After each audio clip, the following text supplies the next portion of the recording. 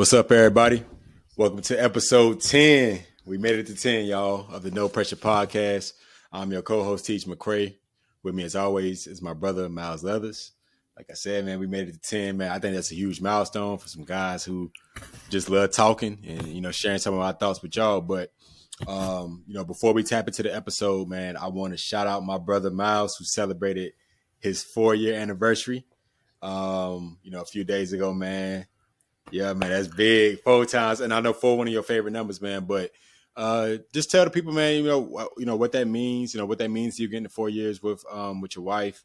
If you willing to share, what y'all did, and just what 4 years means to you. Yeah, man. Shout out to my wife, Mariah. Love you. You mean everything to me. I'm big on. Well, we are. We're big on cards, so. I got her a card, and the card had a nice little message, but basically it explained just how much I love her, how much she has meant to me, how she's the backbone of the family. And I just wanted to show as much love as I could in a little card. So that was big. As far as the day, man, it was cool. It was a work day, so she had to work. I had to work a little bit, but we did have an opportunity to have some alone time. Obviously, with 2 boys, it's hard to get some alone time, but I took her out on a date. We went to a really, really nice restaurant, shared some alone time together, had a pretty good meal, just spent some time together. After the meal, walked around South Park Mall for a little bit, and then got back home to the boys. So shout out to Miss Monica, my mother-in-law. Shout out to Melissa, my sister-in-law, for coming over and holding the boys down while we were going. And that gave us a little time to just have to ourselves and just reflect on 4 years. So, 4 years, it means a lot, man. I'm definitely happy about our relationship and how it's been going. Want to continue to grow, want to continue to build. I think I can do a better job as a husband, just continue to progress as a husband, as far as, just being the man I need to be for her and being the father I need to be for the boys. So, I'm still growing. We're definitely not a finished product by any means, but our relationship is growing, it's blossoming, and I definitely am appreciative of everything that she's done for me and our family. And at the end of the day, that's my backbone and love her to death. So, it's funny because I wanted to talk about something too. As far as the dinner, right? So we went to a really, I'm not gonna say the restaurant, but we went to a really, really, really nice restaurant. All right. She kind of got on me, and I feel like we've had a conversation. Me and you had a conversation about this, but I think I just want to share it on the pod, right? So, okay. The bill was pretty high. I'm not going to say the number, but it was pretty high. I'm doing a tip, and she get on me. She look at me like, that tip, that number's not right. And first and foremost, before everybody start going crazy in the comments, I tip every single time. Every time we go out to eat, every time anybody who knows me knows that I tip. Like, I don't sit here and act like I don't tip. Tip every single time. All right. But with that being said, I do not feel like waiters or waitresses, whatever, they're not obligated to have a certain percentage as their tip. I don't think that's the case, and I don't think that's right. I'm not knocking anybody who thinks that, oh, you got to tip 15%, you got to tip 20%, you got to tip 18%, whatever the case may be. I'm not knocking that. But me personally, when I tip, it's not necessarily going to be a set number just because they're doing their job. It's a fine line between you doing your job and you doing your job at a high level. You can do your job at a low level, but you're going to get a lower tip. In my opinion, am I wrong for that, or am I tripping? Am I tripping, Or like, I just don't think I'm wrong for that. You know, shout out to our waiter. You know, he did an okay job. You know, he ain't messed up the experience, nothing like that. He didn't go like above and beyond or anything like that. So I don't know. Like, what's your thoughts? Am I tripping for not always tipping a certain percentage, or is the tip based on the performance of your waiter / waitress? I think a little bit of both, bro. I don't think you're tripping. Like if you go to if you go to an expensive restaurant, the food is going to naturally be more expensive. Which if you're going off a percentage, obviously the percentage that you're tipping is going to be more expensive. So and like the experience or the waiter or waitress may not have done, let's say, a good job, but they could feel entitled to, like you said. I think it's anywhere from like 18 to 20%. Um, but like you said, the service cannot be good. But just because you spent a lot of money on the food or whatnot. Let's say you bill up to $300. You tipping a percentage of that. Like 20% of what 300 is what 40, and the service could not have been all that good, but because the food was so high, you got to tip a certain amount. So I get your logic behind it. Me personally, I tip anywhere from 15 to 20%, bro. It really just depends on like really the service, like you said. Like if I feel like they went above and beyond, um, then yeah, I can see where I may tip, and any occasion as well to tipping 20% or whatnot. But if the service is not good, or there are issues that we may have, then like I'm gonna tip on the lower end of like the 15%. Because I just don't, like you said, you shouldn't feel obligated, and I've worked at Outback as a server and a busboy, and I just made it my job to just do it as if I was getting the highest paid busboy server, there, because I know tips was a big part of my wage at the time. So I just wanted to give people that experience, whether it's be friendly, be talked to them. We've all had great service, we've all had bad service. But at the end of the day, to answer your question, bro, I don't think you were wrong at all. I don't think you're wrong in your logic. Did you have an experience? Hey man, my wife, she got on me a little bit, man. She felt like I should have tipped more, and I mean, shit, I ended up tipping more. So, Hey, I tipped more than what I felt like the waiter should have deserved. So, again, man, shout out to the waiter, shout out to all the bus boys, the waiters, waitresses, man. This ain't no shade or nothing like that. I just had to share that little story. But just spinning back to 4-year anniversary, man. Shout out to my wife. I definitely appreciate her, and just having that time to spend with her for that day, man. That really meant a lot. So yeah, man, great day. I appreciate you asking, bro. for sure, man, for sure. I'm glad y'all enjoyed it. Shout out to y'all again. And wishing y'all many more years of love and happiness, bro.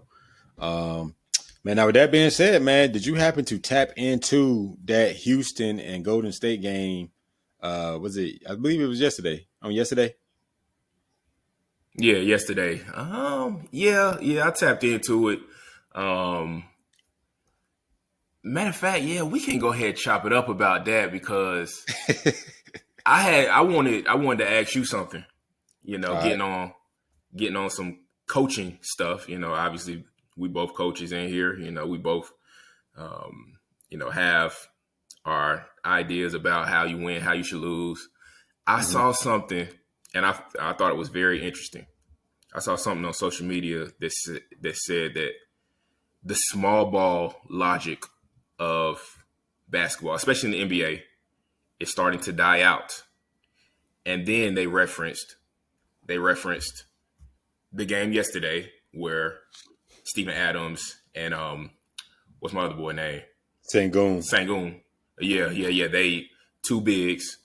Mm-hmm. They both had really good games, and they ended up dominating that game, 2-4 of Game 7.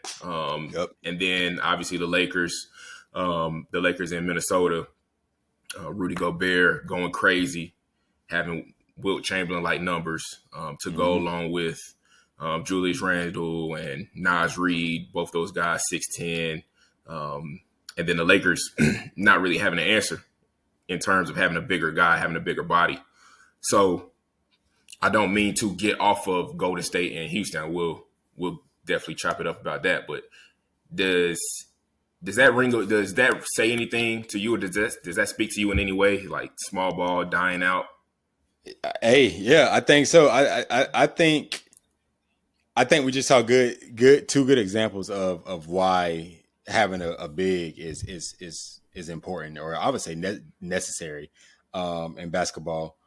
Similar to like the running back position, like I think Saquon and Derrick Henry revitalized that and showed the importance of having a good running game, let alone a good running back. But back to basketball.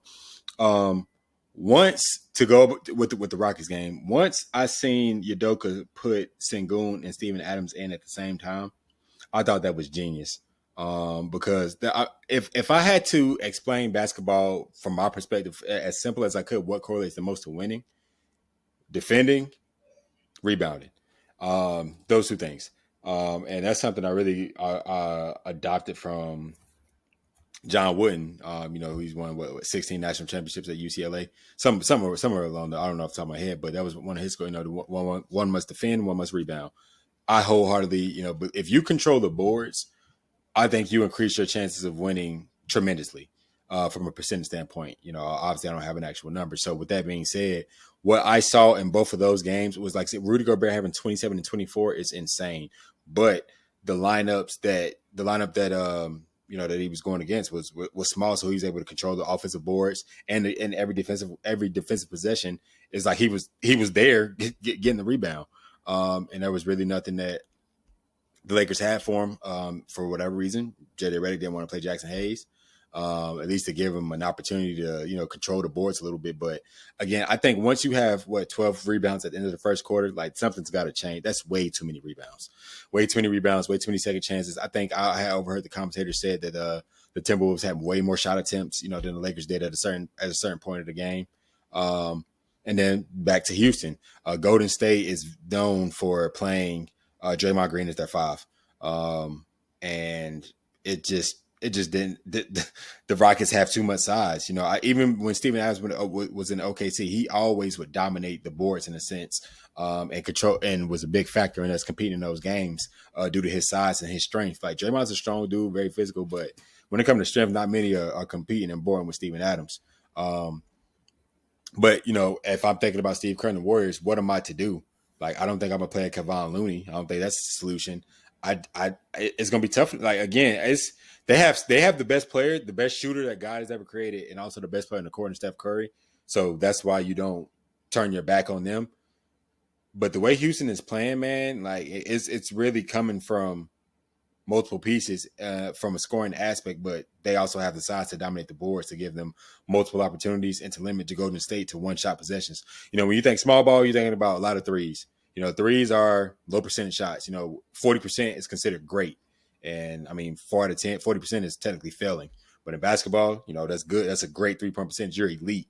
So if you plan the numbers, you plan the numbers and playing the numbers and along with able to knock down a three, with the rebounding and controlling the boards and the size, I'm not surprised that the Rockets are in the Game 7. I'm not surprised that Minnesota dominated the way they did, simply because for whatever reason, JJ Reddick didn't want to play Jackson Hayes or put any size on the court.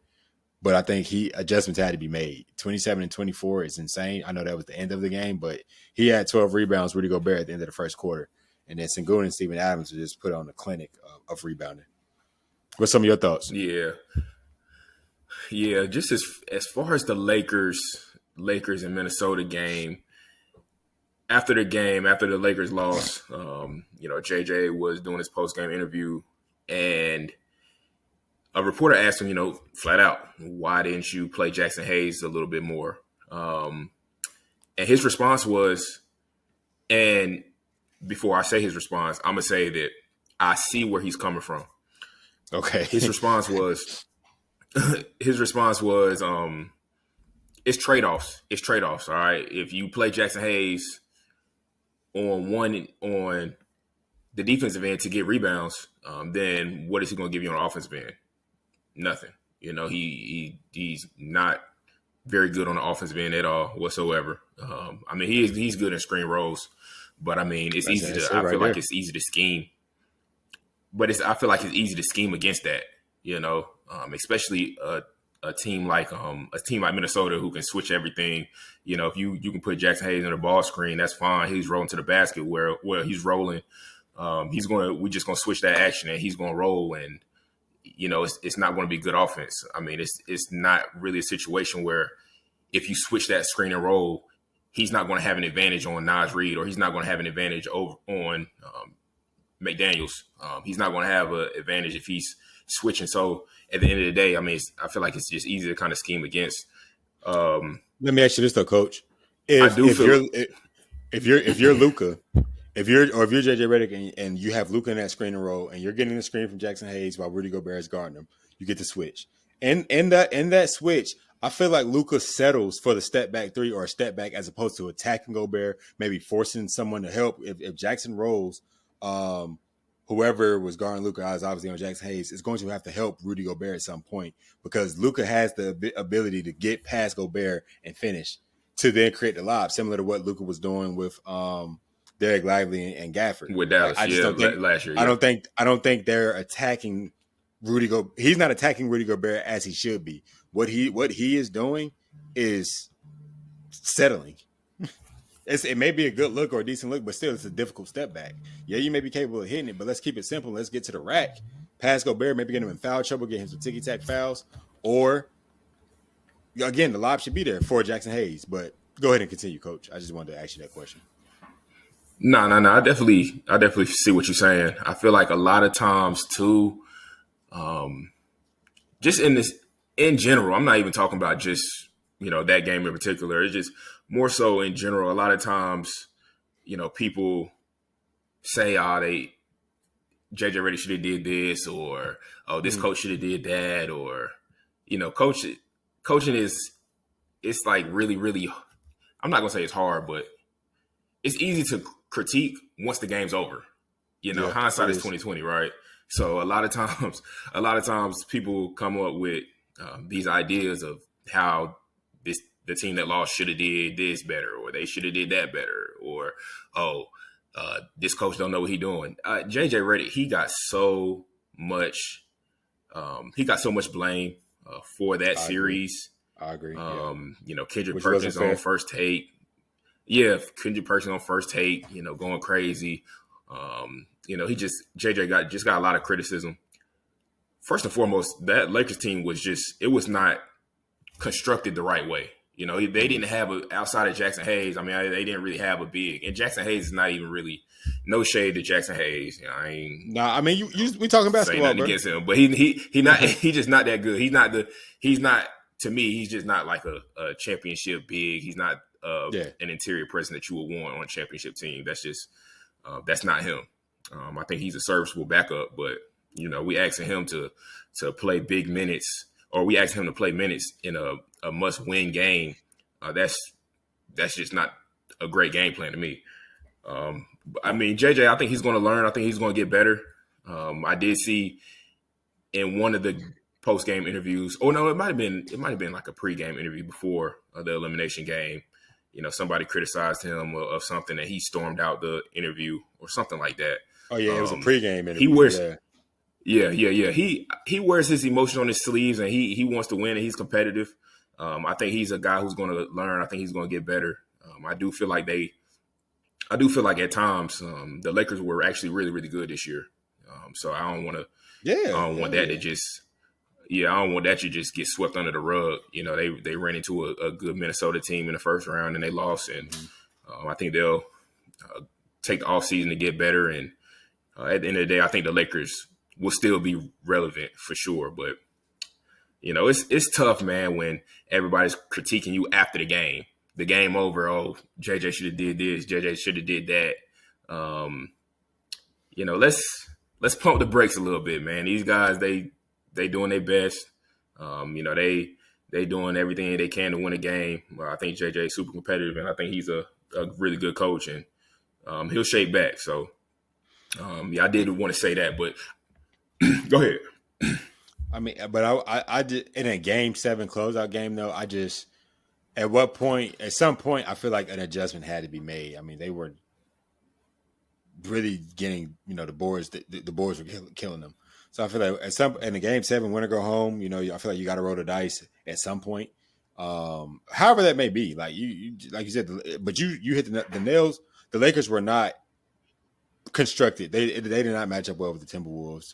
When you look at it, Right. it was just, as an NBA fan, it was just hard for me to pick against, Luka and LeBron, because of seeing what Luka's capable of doing, seeing what LeBron's capable of doing. But that Timberwolves team is built very well. A lot of their core pieces have played together for years. And like I said on the last pod, Julius Randle was playing well. I mean, because Anthony Edwards was 0 for 11. I think as a team they shot sub 20%. So, and still was able to pull out that victory. So I mean, kudos to that Minnesota team not taking nothing away from them, playing to their strengths and sending them boys home, not playing no game. They ain't play with their food, bro. They went in there, got shit done. And I'm very excited for this game 7 tomorrow with Houston and Golden State. Like I said, I don't know which way that one's going to go either. But it's hard for me to pick against the greatest shooter in the world, Steph Curry. He shows up when the moments are the brightest. So. But with the game being in Houston, I mean, not that this matters to a guy like Steph Curry and the Warriors with championship pedigree, but I'm excited for that game tomorrow, man. Yeah, I don't know if Golden State got enough shooting, bro. Like Steph is Steph. He can equate to 3 people as far as shooters. Who's that third option? That's the question, bro. That's the question. You got Steph, you got Jimmy. I do not like what's his name? BP Padinsky or something like that. Can't stand him. And they on the road, so you can't really role players on the road, man. They usually, history has shown they don't perform too well. And like I said, with Houston, Thompson twin has come alive. Fred VanVleet has come alive. Like I said, game 5, Delon Brooks went crazy. Sengun is a bucket. They're playing with a lot of confidence. And I didn't even mention Jalen Green, because I feel like the Warriors are focusing in on Jalen Green a lot, because Jalen Green hasn't really done much the past few games. Fred VanVleet has stepped up tremendously. He's shown he's a champion. And like Draymond said in his post-game interview, Fred VanVleet was the reason, a big part of the reason why they lost, alongside Kawhi Leonard, of course, why they lost to the Raptors. He played well. So yeah, man, I'm ready to see how that goes tomorrow. If I had to pick, like I said, I'm not gonna bet against the chef, but we'll see. I think I'm taking Houston, bro. You actually talking me into it, bro. Like, Houston got a really good team, and they guard too, and they guard. Mm-hmm. Thompson, and they're well coached. Udoka can coach. And go ahead, Thompson twin, yeah, that too. No. Udoka, he's a hell of a coach. Thompson twin, he's an excellent defender, bro. Like, he gonna be one of the ones. He gonna be one of the ones. And his brother. I don't know. If y'all have not like tapped in and really watched the twins play, like they are really, really good on both ends. They both need to develop a jump shot, but I mean, from an offensive standpoint, they get to the rim. They're like freak athletes, and defensively, they got really good hands. They're long, they're athletic. They got really good instinct. It's a couple times Thompson twin, he just just taking the ball from Steph Curry. Like, that's not stuff that really happens. In game 5, he had 5 steals.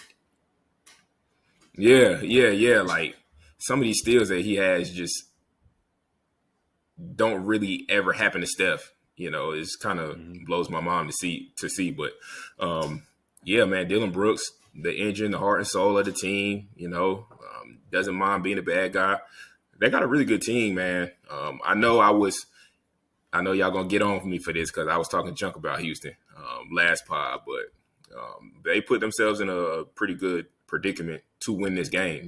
Game 7 at the crib. I think they can pull it out for sure. But it's gonna take everybody. It just can't be no one-man show. I think Jalen Green got to play well. He got to play well. It's come a point in time where you're damn near your best player. He gotta do the damn thing. So Sengun, he's been steady. Dylan Brooks been steady, Van Vliet, all those guys. But Jalen Green, if the guy who he think he is, this is kind of like a defining moment for him. So I want to see what he does tomorrow, and I'm interested to watch. Yep. And I think game one is going to be game one of Cleveland and Indiana, which I think is going to be a very interesting series, man. I think Indiana has enough offense to beat Cleveland, but I want you to share some of your points that you had, man, when we was kind of chopping it up a little bit earlier, about Cleveland and the bigs that they have, and your thoughts behind like why you feel like they are a true championship contender. Yeah.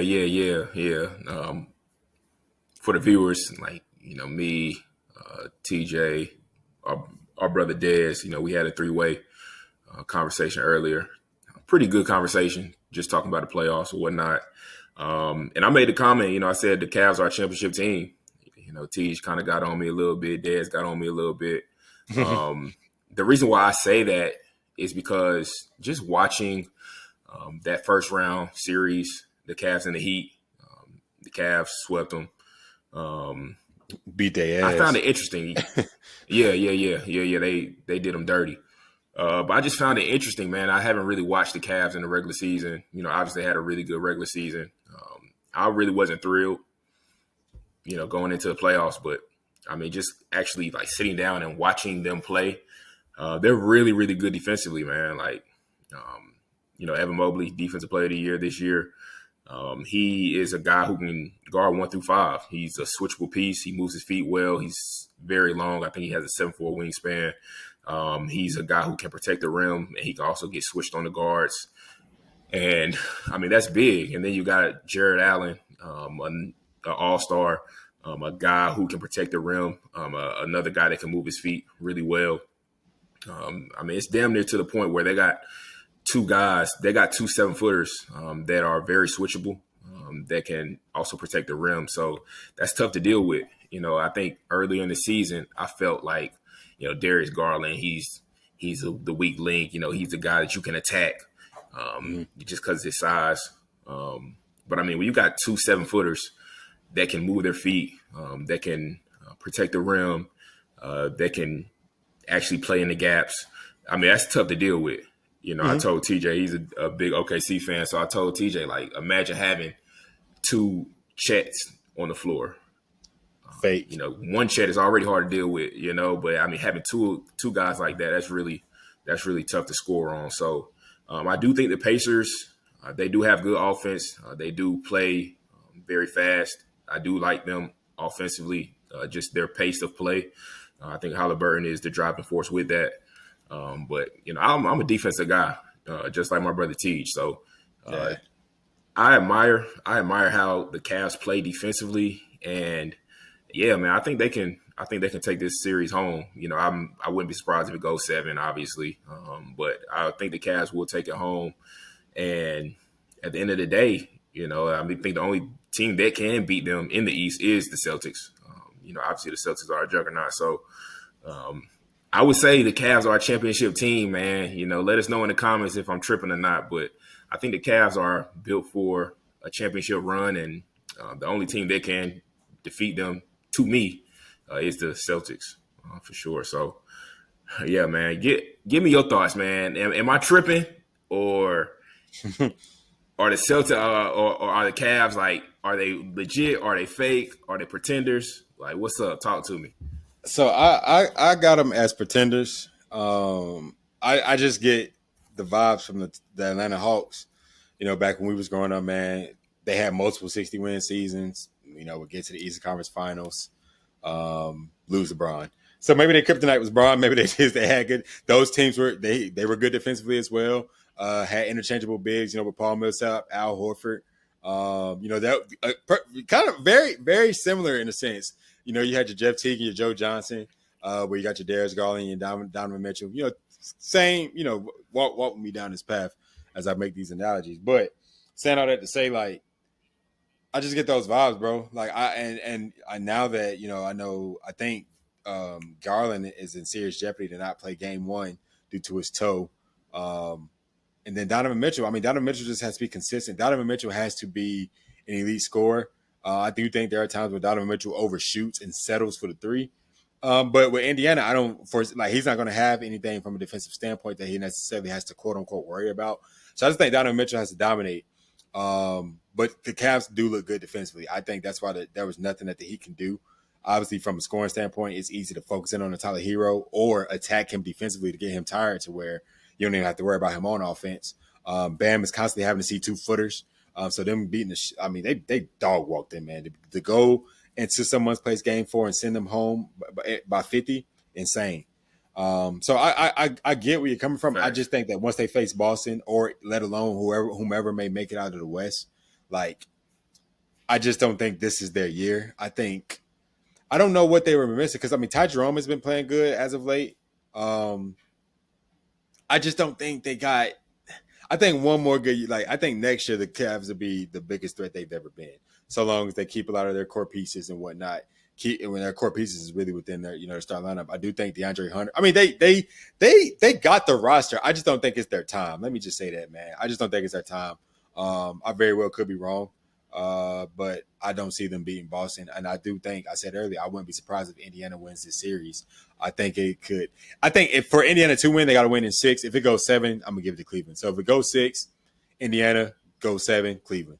And that's my logic behind that series, man. But you're right, Coach. I mean, 2 7-footers, interchangeable. You get one that can guard 1 through 5, another that can guard 2 through 5, like you said. That's fake, bro. It's fake. Nah, for real. And then again, too, I'm not high on the Pacers either. I do like their pace of play. Like I said before, they definitely get up and down the floor. They're really good at that. But Haliburton, man, I just don't like him. I don't either, bro. But I can't stand Tyrese Haliburton. Like I don't want to say I can't stand him, but it's just not. It don't really do it for me. But I will say, like, when he on, bro, and like when he's facilitating, it is a beautiful thing to watch. Like he is a good passer and does create good opportunities for his others, for his teammates.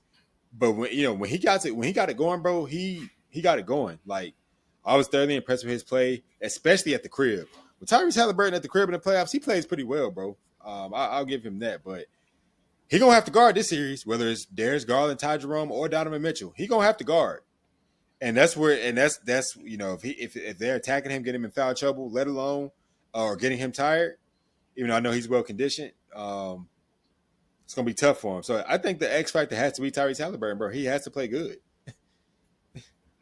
Yeah, and I'm not really high on Nembhard either. Like me neither. And then they still got the small guard coming off the bench. What's his name? Bennett, God, his last name starts with an M. Mathurin, is it Mathurin? Yeah, the white dude. Oh no! You talking about TJ McConnell? I don't like him. Yeah, is he still there? Yeah, TJ McConnell, bro. I rock with TJ McConnell, bro. He's a pest, but yeah, he's still there. He still play for the Pacers?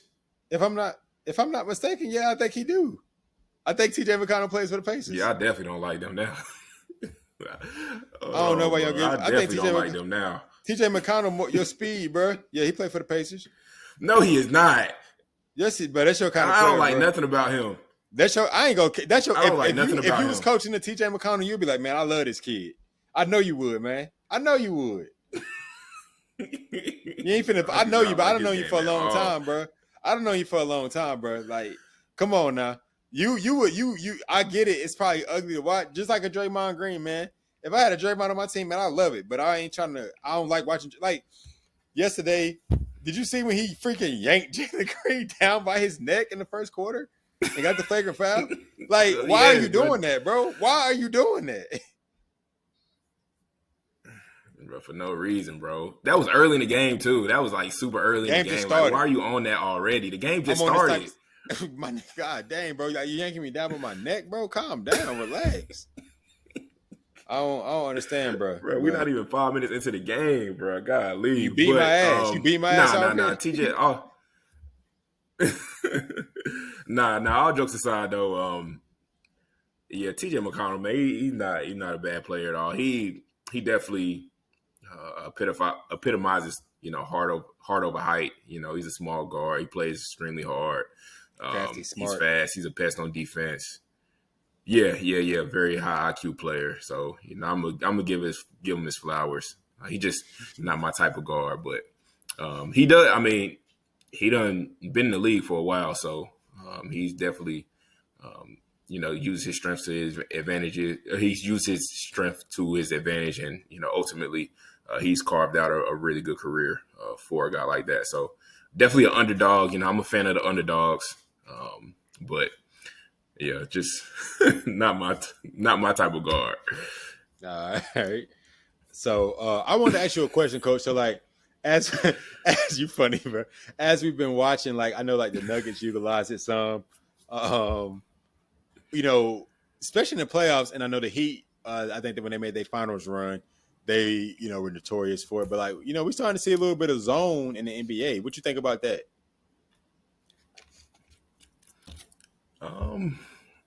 I like it, just from a change of pace standpoint. I'm not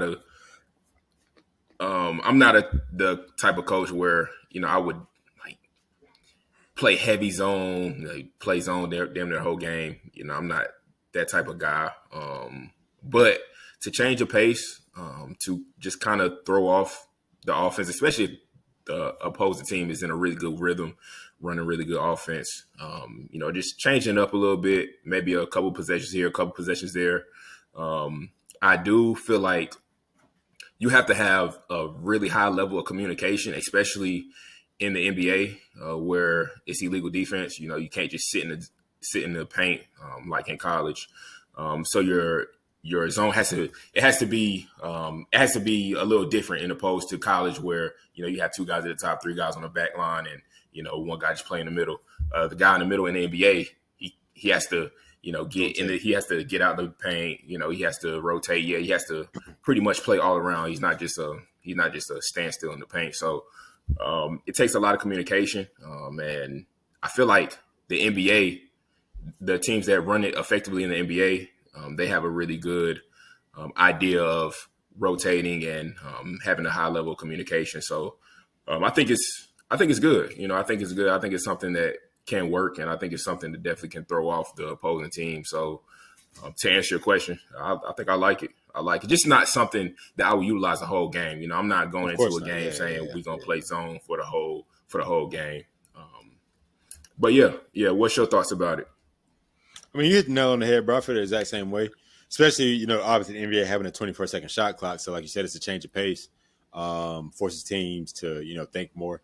But I think it should be used, like you said, periodically. Definitely not, and never in the NBA should a team, I feel like, be playing zone the whole game. But spurts here and there, certain situations.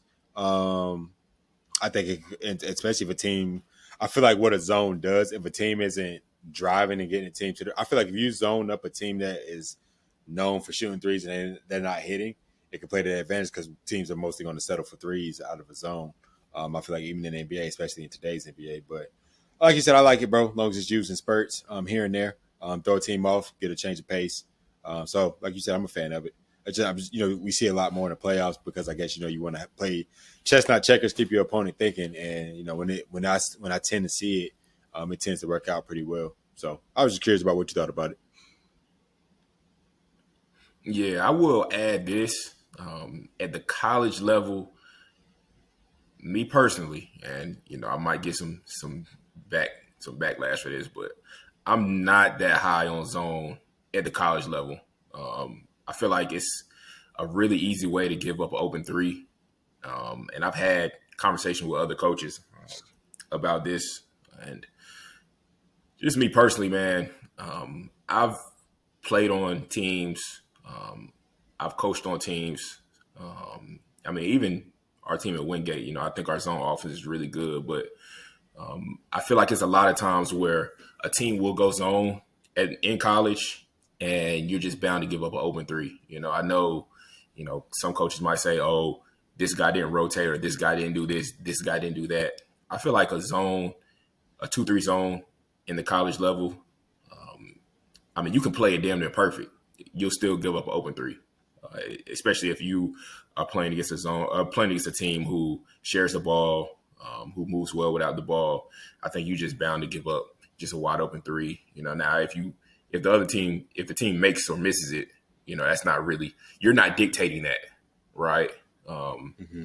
That's just pretty much on the team if they make it or if they miss it. But I'm not a big fan of just giving up open threes, and I do feel like a zone is going to ultimately lead to an open three if you just move the ball. So just wanted to throw that little caveat in there. Sounds good, brother. As it concludes, looks like Denver is going to, which they were kind of dominating. They're going to take it home. So it looks like we got OKC in Denver in the second round. And like I said on the last pod, I would much rather play the Nuggets than the Clippers. I just felt like from a matchup standpoint, we didn't match up too well. Or it was a more difficult matchup for us facing the Clippers. I'm not saying the Nuggets going to be a cakewalk, but I think I like this matchup a little bit better. It's going to be a very entertaining series. Joker's my favorite player. So it's my favorite player versus my favorite team. So what you think about that second round matchup? I keep saying first round. And Harden not showing up in game sevens, man. I'm sick of this, but go ahead. Oh, man. As far as just the second round matchup, OKC and Denver, I think it's going to be a really good series. My prediction, I would say that OKC will beat them 4-2. I do not like this Nuggets team versus teams in years past. This year they're relying a lot on Christian Braun, however you say his last name. They're relying on Westbrook a lot. I just don't like this team. They fired the head coach. I think it's a good team, but I wouldn't consider this team a championship team in my opinion. I think OKC is going to handle them 4-2, like I said. Shea didn't even play that well this past series. That's not going to happen 2 series in a row. This OKC teams plays really good defense, as you alluded to in previous pod. Top 5 in offense, top 5 in defense. I think they'll handle OKC. I think they'll handle the Nuggets relatively easy, and I think they'll get to the Western Conference Finals. I agree. I got us in 6. A tough 6. It ain't gonna be easy 6, but a tough 6. Like you said about Shea, I think this the whole MVP conversation too. Jokic versus Shea. A lot of people feel like Jokic. Again, what I'm saying? I think it makes for good basketball. A lot of people feel like Jokic had one of the greatest seasons historically, being top 3. Being top 3 in 5 different categories, I think it was. I know points, rebounds, top 5 and 5. I don't know, points, rebounds, assists, steals, Yeah, so somewhere anyway, being top 5 or top 3 in 4 different categories, which is I think it was 3-point percentage too. 3-point percent, yeah, insane. Which would be his 4th MVP, but like I said, I just feel like he's suffering from voters fatigue. But saying all that to say, I think the series is gonna be great. I think Shea got a lot to prove to himself, showing that like he feels like he's the MVP. I think game 1 he might mess around and drop 35-40 in game 1, bro, just to be like, hey, yo, I'm here. Tone is set. We gotta protect home court, which we played great at home court against Memphis, like 2 dominant wins. It's gonna be tough to win on the road, but we got home court for a reason. That's why home court is important. I hope we pull it out. And like you said, I agree with. I think we'll get it in 6. Do you feel like this will have this matchup in particular? Do you think this series will have any indication on what will come with the MVP conversation? Well, I don't know when the votes are in. Like, I think most of they announced the finalists of the awards. They've announced like the defensive player of the year and all that stuff. So they announced the finalists for the awards. So I don't know if the votes are already in and they're just holding on to that information. I don't think they can use the playoffs as leverage for a vote in the MVP. But if they do, again, that's my thought. But hell yeah, that would definitely influence my vote. If we ain't voted yet, and it would definitely. I think it would be hard for it to not influence your vote. I mean, you got the two top candidates going at it. Oh yeah, that sounds good. Whoever wins this series should be the MVP. That's what the NBA should announce. One of the report, I can't remember what reporter said it though. He was like, he feels like for the first time in history, it should be co MVPs. They they did a co rookie of the year. What was it? Jason Kidd and can't remember the other guy. But it was co MVPs. Oh, it might have been Grant Hill. But saying all that to say, doing a co MVP with Jokic and Shea. What you think about that?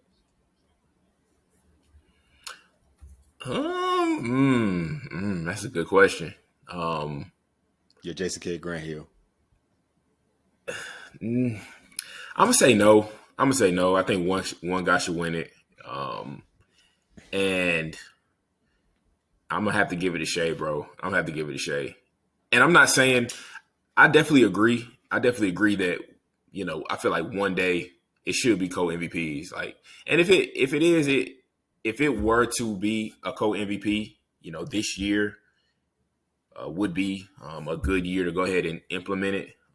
But if it was totally up to me, I would just keep it one man wins it, because it's been several times in history where somebody might had a really good case and they ended up not getting it. So I mean, let's just go ahead and continue how it's been done. Shea, best player on the best team. Joker had a hell of a year, and at the end of the day, Joker is going to be an all-time great. But it's nothing wrong with coming in second. And I mean, Joker, he don't care at all. He could care less if he wins MVP. Nah, yeah, you're right. So, you're right. But yeah, it kind of shout out to Shea, man, and it's gonna be a great series. It's gonna be a great series either way. Yeah, it kind of threw me off when the reporter said that, because I agree. Like, just keep it as is. Like, I'm cool with a co-rookie of the year if that ever comes about again. But as far as the MVP, got to be one guy. Yeah, man. Man, yeah, that's pretty much, all I had, Coach. I wanted to, discuss some basketball. Like I said, we got 2 games tomorrow that we can tap into. I guess at this moment right now, to close out the segment or close out episode 10, what would be your finals prediction at this moment based on what you saw? Based on matchups that we see that are coming up, obviously outside of the Houston. I guess you already said you kind of erring on the side of Houston. So if Houston advances, what is your prediction for the finals at this moment based on what you've seen? Yeah, I'm still going to rock with OKC and the Celtics. I think those are the best 2 teams in their respective conferences. OKC has been a juggernaut all year. The Celtics have championship DNA, championship players, championship pedigree. So Celtics, I think they'll make it out the East. I think OKC will make it out the West, and I think it'll be a hell of a championship series, man. I think Celtics will probably take it home, probably in 6 or 7.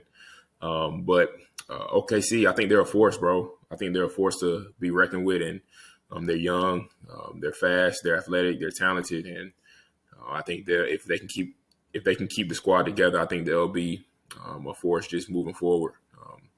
But I will say this though.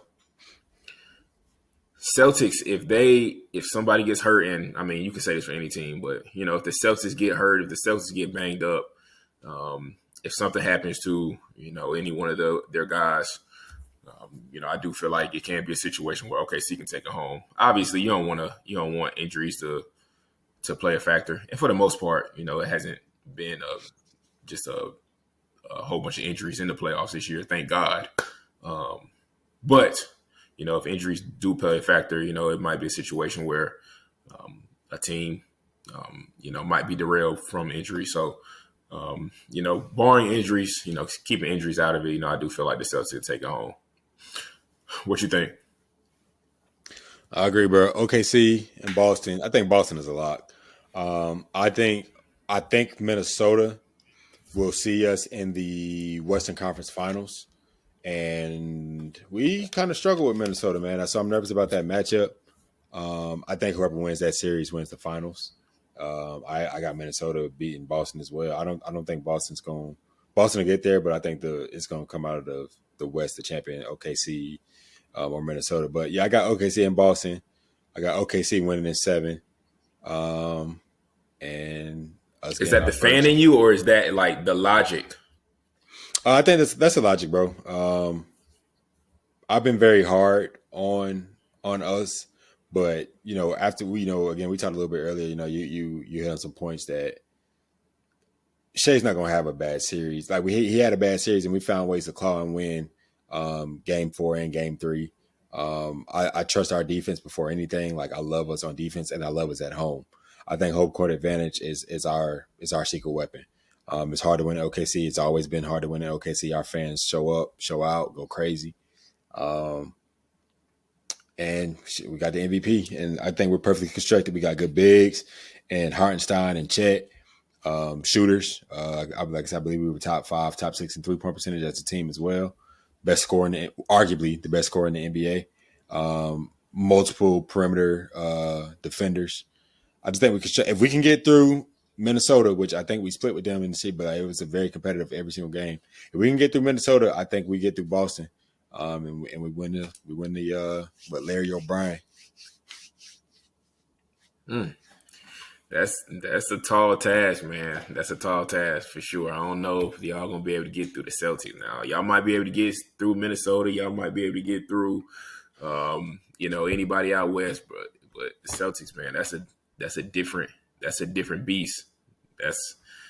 That's a team that has champions on it. That's a team who has long and athletic wings. That's a team who has defenders. That's a team who got shooters. That's a team that spreads the floor. I hear you. I mean, we swept them in the regular season, though. I know it's the regular season. We swept them.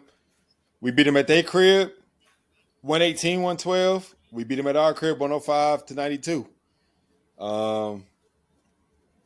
Again, it's regular season. Adjustments be made or whatnot, and they got championship experience. So yeah, I mean, it's tough. When you got championship experience, man, that factors in, that matters as well, because you know what it takes to win. But we gonna see, man. We gonna see, Coach. We're gonna tap back into episode 10 as we progress to see who was right, who was wrong, and just go from there, bro. But definitely tapped into these games tomorrow. I know you will be too. To our viewers, to our fans, we appreciate y'all. To those who have subscribed, thank you for being with us for 10 episodes.